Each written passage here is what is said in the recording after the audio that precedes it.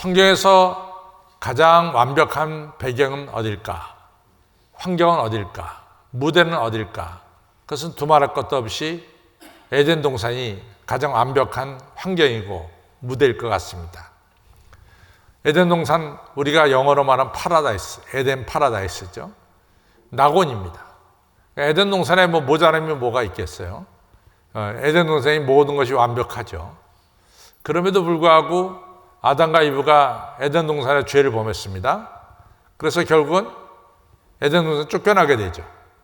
근데 이제 쫓겨난 아담과 이브가 다시는 에덴 동산에 들어오지 못하도록 하나님은 천사를 세웠어요. 두 그룹들을 세웠다는 것은 천사를 세웠다는 거죠. 이 천사를 세워가지고 에덴 동산에 들어오지 못하게 막고, 또 화영검, 불이 솟는 이 칼들이 왔다 갔다 하게 하면서 이 아담과 이브가 다시는 이 완벽한 배경과 무대가 될 수 있는 이런 에덴 동산에 들어오지 못하게 했습니다. 그런가 하면은 또 하나님은 성경에 보면 우리가 너무나 익숙한 환경과 배경에서 이끌어내는 경우가 있어요. 그 대표적인 예가 우리가 잘 알고 있는 창세기 12장에 있는 아브라함이죠. 아브라함이 태어나서 자기가 자란 갈대아 우르 지방에서 하나님이 끌어냅니다. 그래서 너는 내가 내게 지시한 새로운 땅으로 가라. 이렇게 해서 아브라함이 태어나고 75년 동안 자라났던 이 갈대아 우르 지역을 떠나서 그가 전혀 생각하지 못했던 새로운 지역으로 옮겨지게 되는 것을 우리가 알 수가 있습니다. 이처럼 하나님은 또 우리가 익숙한 배경과 환경을 떠나게 하실 때도 있습니다. 되게 이제 미국의 기독교 대학들, 뭐 장로교가 세운 대학들이 로스앤젤레스도 옥시덴탈이라는 대학도 있고, 또 위트워스라고 하는 대학도 있고, 되게 기독교 대학들이 여름방학이 미국이 길지 않습니까? 그럼 여름방학에 한 2개월 정도 이처럼 중미나 혹은 아프리카에 이제 학생들을 보냅니다. 그래서 그곳에서 이제 거기 연결된 기독교 대학과 또는 일반 지역에 가서, 선교 지역에 가서 이 대학생들이 한 2개월 동안 소위 말해 선교 활동을 하고 체험 활동을 하고 돌아오게 되죠. 근데 이제 체험 활동하고 돌아와서 너희들이 한 2개월 동안 그곳에서 지낸 것에 대해서 리포트를 해라, 써내라. 그런데 참 이상한 것은 10명이 가면 10명, 20명이 가면 똑같은 공통적인 게 있는데 그 지역에 가면은 그 사람들은 우리가 가지고 있는 것을 갖지 못하고 있습니다. 그러니까 현재 미국의 대학생들이 가지고 누리고 있는 문화 환경, 이런 배경들은 저들에게는 없다 이거죠. 그런데 이상한 것은 저들이 다 가진 것이 없어도 행복하게 지냅니다. 이걸 다 써내고 있어요.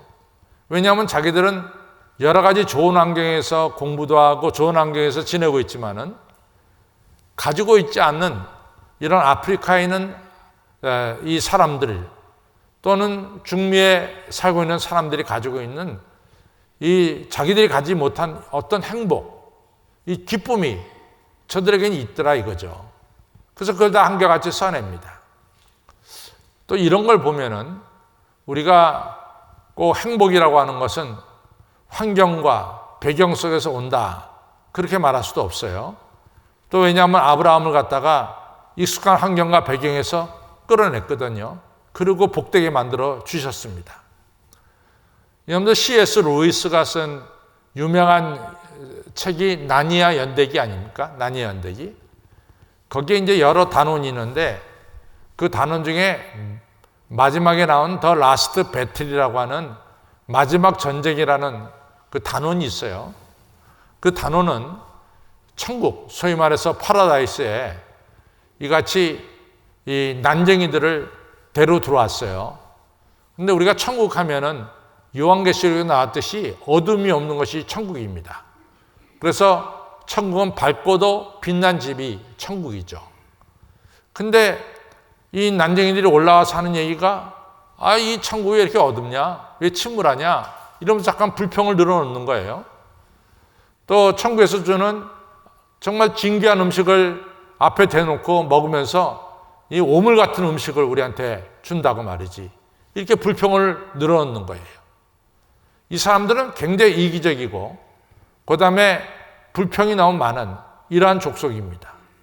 이러한 족속이 아무리 환경이 좋은 천국에 오더라도 계속해서 불평과 원망을 늘어놓더라 하는 그 글이 바로 The Last Battle, 마지막 전쟁이라는 그 책에서 자세하게 나오고 있습니다.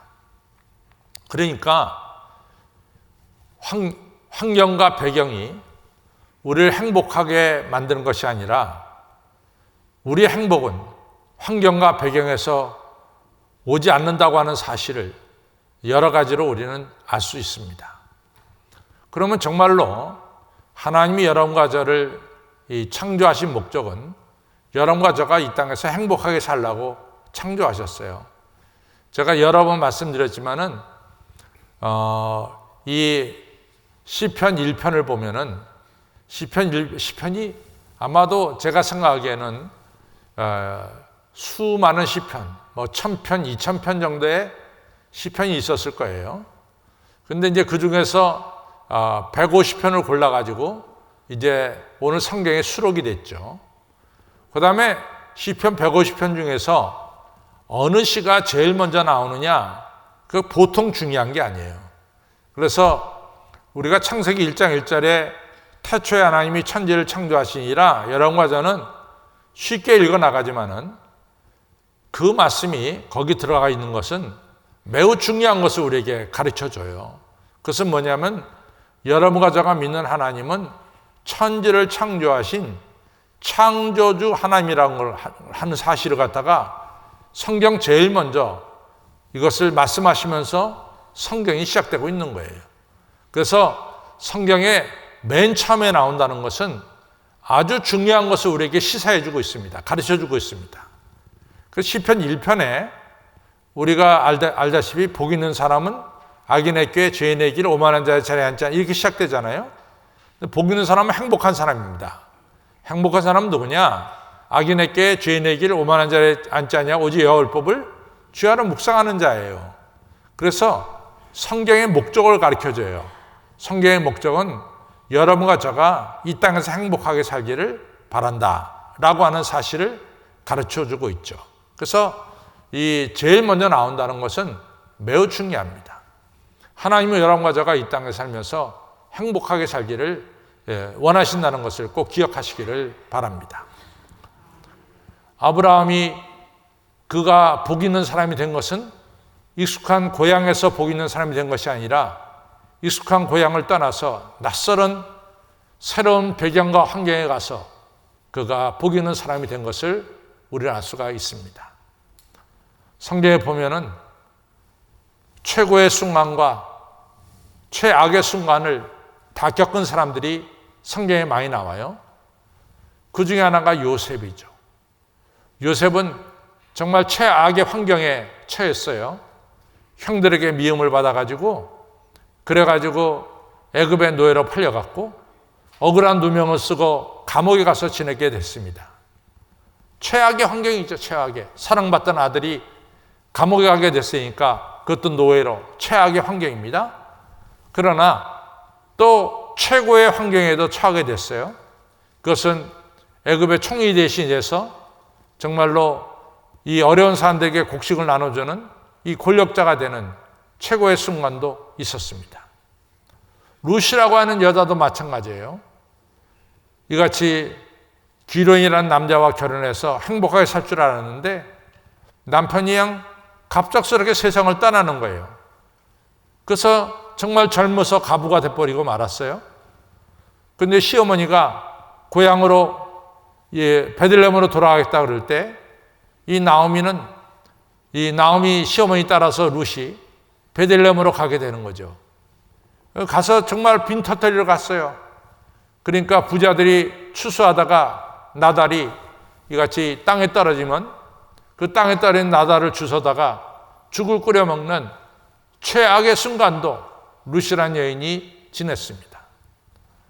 그러다가 이 여인이 보아스라는 남자를 만나서 가정을 이루게 되고 또 오벳이라는 아들을 낳게 되고 오벳은 이새를 낳고 이새는 다윗을 낳아서 정말로 왕족 가문의 여자가 되는 최고의 순간도 있었습니다. 이처럼 요셉도 최악의 순간, 최고의 순간, 룻도 최악의 순간, 최고의 순간 다 경험했어요. 우리 예수님께서도 아시다시피 오병이어로 5,000명을 먹였을 때 많은 사람들이 감동을 받아가지고 요한복음 6장에는 억지로라도 예수님을 유대인의 왕으로, 이스라엘 왕으로 세우려고 하는 이런 인기 최고의 순간도 있었어요.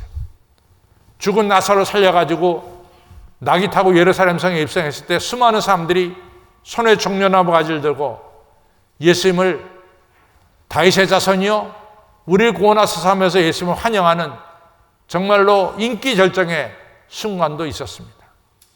그러나 또 반대로 예수님은 로마 군인에게 뺨을 맞고 머리에 가시관이 씌워지고 그리고 채찍에 맞아서 온몸이 찢겨지고 그리고 십자가를 지면서 시장통을 걸어가는 수치를 당하고 그리고 양손과 양발에 대못 박히면서 십자가 위에서 수치를 당하는 고통을 당하는 이런 어려운 순간도 있었습니다. 그러나 우리가 요셉이든 룻이든 예수님이든 우리가 그분들의 생애는 행복한 생애였고 승리한 생애가 됐습니다. 왜 그렇습니까?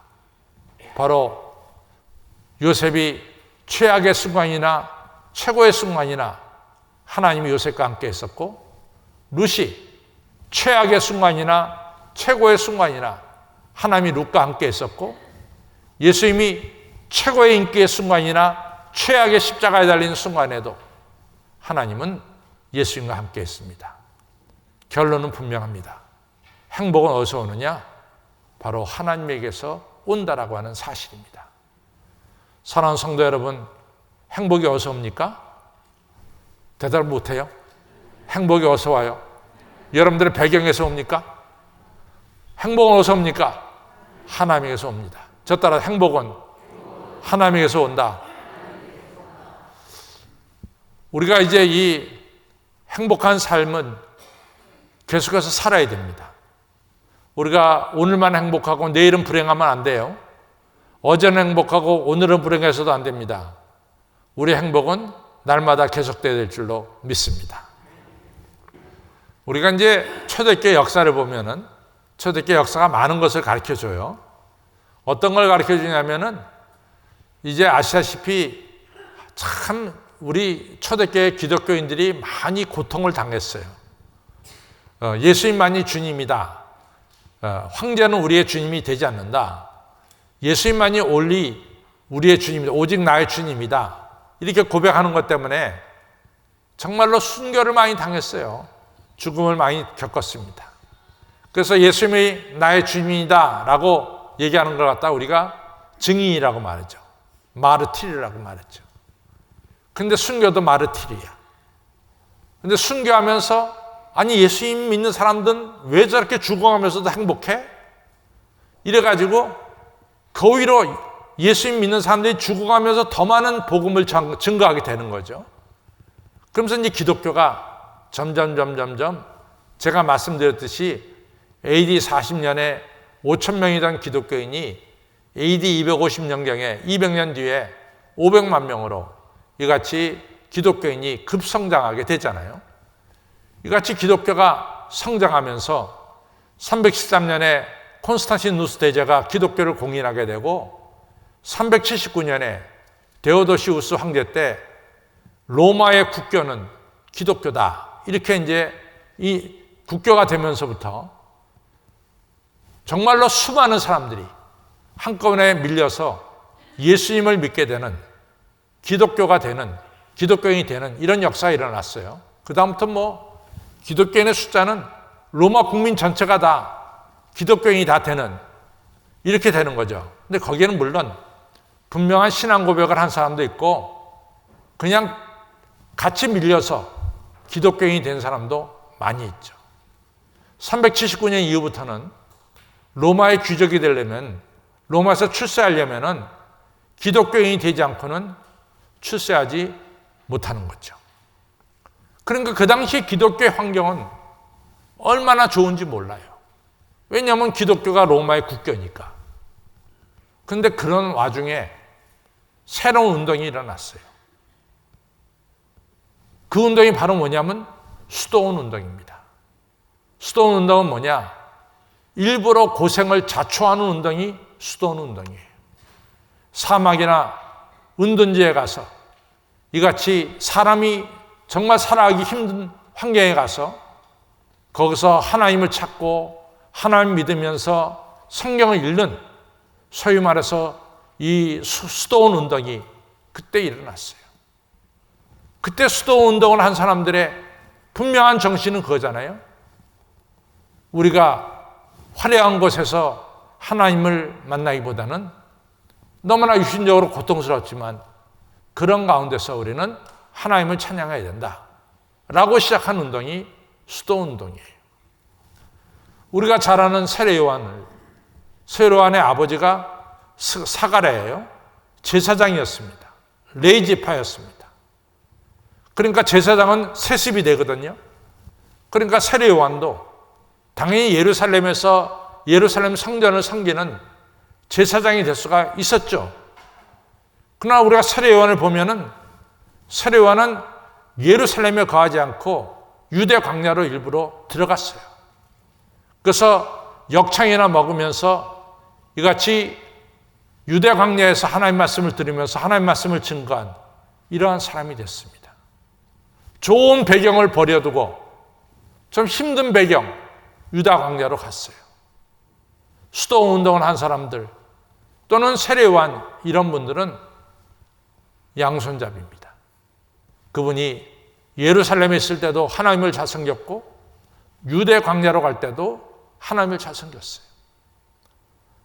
여러분과 저가 그래야 돼요.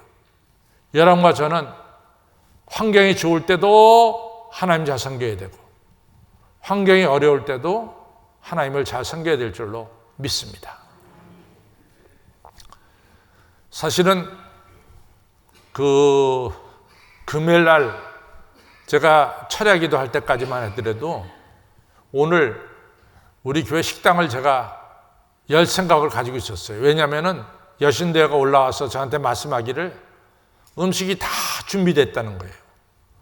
음식이 다 준비됐는데 이 음식을 갖다가 어떻게 하면 되냐. 그래서 이제 김장은 일주일 연기를 일단 합시다. 그 김장은 연기를 시켜놨는데 오늘 식당 여는 문제에 대해서는 금요일 날까지 너무나 힘들었습니다. 금요일 날 사실은 철야기도회를 끝나고 집에 와서 한동안 잠을 못 잤겠어요. 이번 주일날 어떻게 해야 되느냐. 식당을 열어야 되느냐, 식당을 열지 말아야 되느냐. 정말 고민스러웠어요. 왜냐하면 이게 1단계에서 1.5단계로 넘어가면서 이게 교회는 그 1.5단계로 넘어갈 때 어떻게 대처해야 되느냐. 보통 글쎄 여러분들하고 또 저는 또 교회 담임 목사니까 좀 입장이 다를지 모르지만은 굉장히 고민스러웠어요. 새벽 한 4시쯤 됐을 때 제 마음에 결론이 왔습니다. 그래, 식당 문 닫는다 오늘. 그것이 가장 최선의 선택일 것 같다. 이 결론을 줬어요. 근데 그 과정까지 참 힘들었어요. 별거 아닌 것 같지만 굉장히 힘들었어요. 4시에 딱 결정 짓고 나서 4시에 여신도회장한테 전화를 할 수가 없잖아요. 너무 이르니까. 그러니까 4시간을 기다렸다가 아침 8시가 됐을 때 제가 전화를 드렸습니다. 오늘 식당을 문 닫는 게 좋을 것 같습니다. 문을 닫읍시다. 참 우리가 이 코로나 바이러스 이런 시간 동안 너무나 불편하고 어려워요. 정말 힘들어요.